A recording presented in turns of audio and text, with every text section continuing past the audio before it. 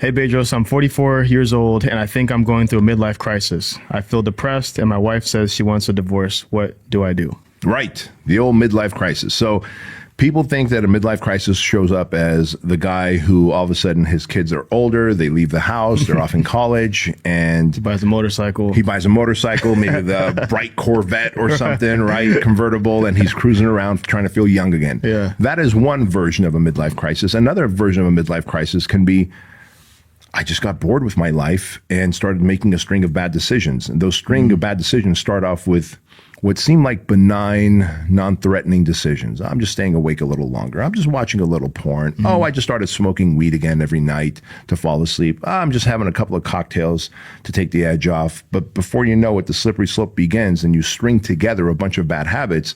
And then you reach your 40s, maybe 50s, and you have some kind of a crisis because your wife's like, dude, we don't go out anymore.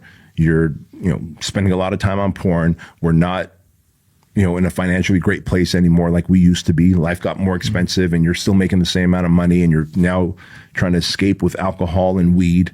And so I think I want a divorce. Like, I don't know what led to this guy's divorce, but what I can tell you is a midlife crisis shows up either through a string of poor decisions you made or a decision that someone else made that impacts you, right? In this case, his wife wants a divorce. He's 44. He feels blindsided. Or it could be just life. There's winning seasons and losing seasons like we always talk about. And you might be in an elongated losing season. And that losing season could be like in my case, my mom died September of 2023. A few months before that, I tore my tricep. A month and a half after my mom died, my son's best friend died, Cap, who was 18 years old. There was like a string of, and then my hernias. Then I'm like, oh my God, I've got 2 hernias that I've got to deal with. I can't even get out of bed without being in pain. And so at 50 years old, it's like in a year and a half, 2-year period, there was a string of like pretty unfortunate things that happened to me. And I was like, man, for a moment, I started thinking to myself, is this it? Like, am I getting old and this is how I deteriorate? Am I over the hill? I was like, wait a minute, dude. If you isolate each thing by itself, your mom had dementia. She was going to die. A very unfortunate thing happened to that young man, Andrew's best friend, and he passed away. I was boxing with Andrew and my tricep tore. I was doing combatives, and you do get injured when you're working out or in combatives. And then guess what? I'm new to jujitsu, and so I got a double hernia. I probably had a light hernia, my doctor says, but that hernia got even worse when someone's trying to slam you down on your back and you're trying to use your abs to get up. So every one of those things by itself is just like, oh, I could deal with that. But when they come as a string, I felt like I was going through a crisis for like a year and a half, 2 years. What I told myself is stay the course. Still work out the best you can. Most people will go, I'm injured. I got a shoulder injury, so I can't work out. Bro, you could still train back. You can train legs. You can train arms. Maybe you can't train shoulders, right? Or in my case, I had a hernia, so I can't do a lot of free weights, so I was doing a lot of machines. I wasn't doing jujitsu, so I ended up doing more hikes to be able to burn the calories that I wasn't burning on the jujitsu mats. My mom passed away.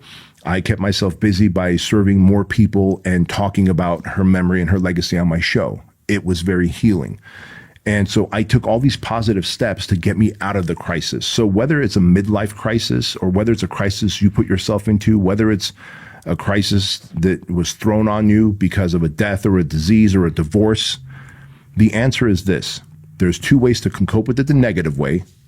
I'm going to drink, I'm going to smoke, I'm going to hand wring over it, stress over it. I'm going to stop doing the things that are healthy for me, like working out, eating right, surrounding myself with positive friends and who uplift my energy and spirit. Those are all negative. The positive things are, I'm going to stay the course the best I can. Yes, I got an injury, but I can still work out. You know what? My mom passed away. I'm going to talk about her legacy and live a better life to honor the fact that she and my dad risked their lives to bring me here, right? There's positive ways to cope. You know what? All right, I can't train as hard, so I'm going to adjust my diet, eat even cleaner so that I don't get fat, because if I get fat, I get more depressed. So there's coping methods. Yes, it is easier to lean towards the coping methods that are vices, alcohol, porn, TV, social media, distractions, escapes. Those are easier to go to. They don't take a lot of effort. To get in the car, drive to the gym takes a lot of effort. To meal prep and get your food together for the week to maintain those abs takes a lot of effort. To figure out a new way of living without your mom in your life takes a lot of effort. To figure out a new training program because your old training program you can't do because you're hurt, it takes a lot of effort. But if you do those things, and then when you come out of this losing season, because all crises, midlife or not, have an end. They have an expiration date. You're either going to come out of it sooner and go back to a winning season, or you're going to elongate it by making a string of bad decisions and go deeper and deeper and deeper until you hit rock bottom, and then try and climb out of that deficit. So why take the negative path of coping when you can actually do the positive thing? Whether it was a divorce like this guy. So now this guy needs to go, all right, she wants a divorce. If I can save this relationship, if I want to save it, I'm going to try.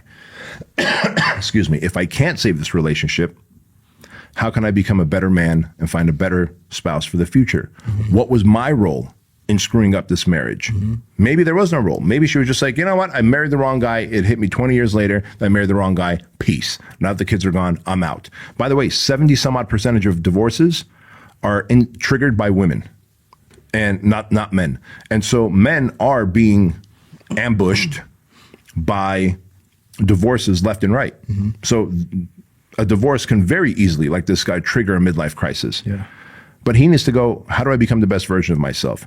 How do I attract the next best spouse in my life, if that's what he wants? What can I do to find time or take the time that I have, this new time that I'm going to have, and occupy it with positive things, mm-hmm. right? Is there a new skill I'm going to learn? Is there a new tribe I'm going to surround myself with? Is there a new path that I want to go now because I don't have the responsibility of a wife? So maybe I want to start a new business. I want to become an actor. I want to do my first bodybuilding show, whatever it is you want to do. But fill that time up with positive stuff, because if you don't, it's easy to go down the path of vices and negativity, and then next thing you know, you're a deadbeat and you're shacking up with a toothless hooker.